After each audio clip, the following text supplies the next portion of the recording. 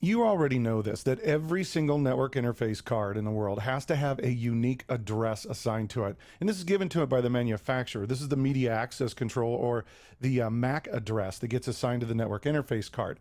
Now, this uniquely identifies that NIC because IP addresses get changed. You move a machine from one network to another, the IP addresses change, but the MAC always stays the same. And this is used in a variety of ways.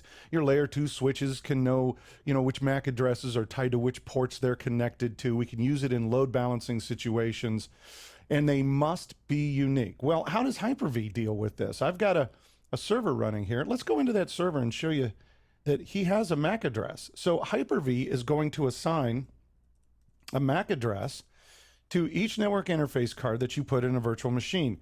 I'm going to go ahead and open up PowerShell. Again, I'm not going to maximize this, just so you can keep in mind that we're inside the virtual machine. And let's do this. Let's do an ipconfig all and go up here towards the top and take a look. Here's my IP addressing, but up here is where my MAC address is. So it did get a MAC address. The question is where did it get the MAC address from? And this is the interesting thing. By default, and I'll show you how to change this, but by default, each virtual machine and network interface card that you insert into a virtual machine is dynamically assigned a MAC address, and we have a way of controlling this. In fact, if you take a look at this number 00155D, the first three sets of them there, you'll notice something kind of interesting. Let me minimize this.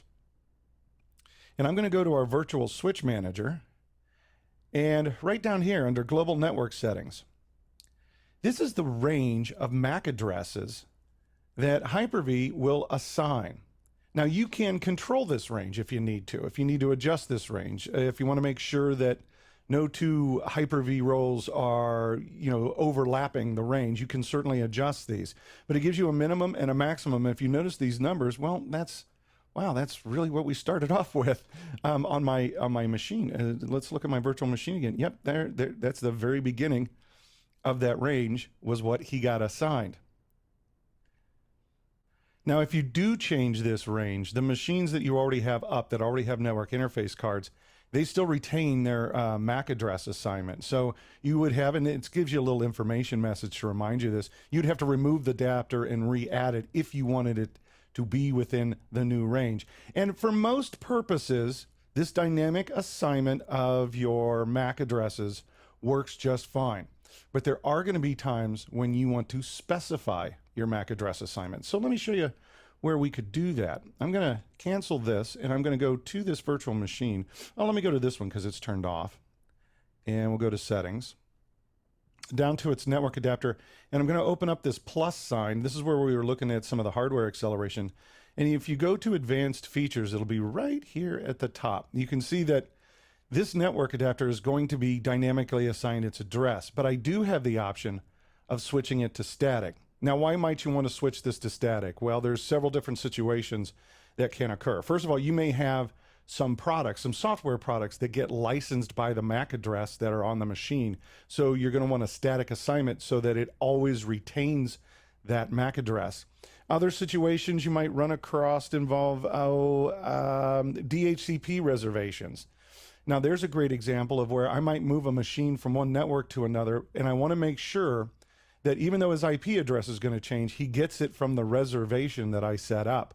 And now, it's not often that you're going to DHCP use reservations to assign addresses to your servers, but this could be for clients, it could be for special servers, that kind of thing.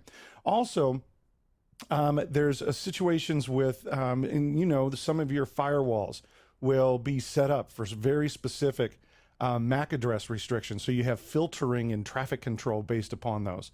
So if that's a consideration, if that's an issue that you have, you can statically assign it. Now, you may have noticed the little button down here for enable MAC address spoofing. This will allow the VM to have its network interface card change its MAC address in outgoing packets to one that wasn't originally assigned to them as a source. Now, this occurs in some network load balancing scenarios where on a layer 2 switch, your particular load balancer may have you spoof or have the same MAC address across virtual machines. Now, be careful, that's not all load balancing situations. In fact, a lot of load balancers don't have that particular requirement. This is usually referred to as like a cluster MAC address. And in other scenarios, we'll do cluster IP addresses instead.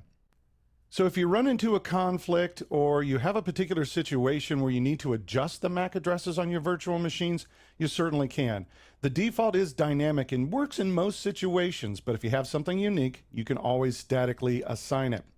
You know, I think would be a really great time for us to take a few moments and what's coming up next and talk more about network isolation.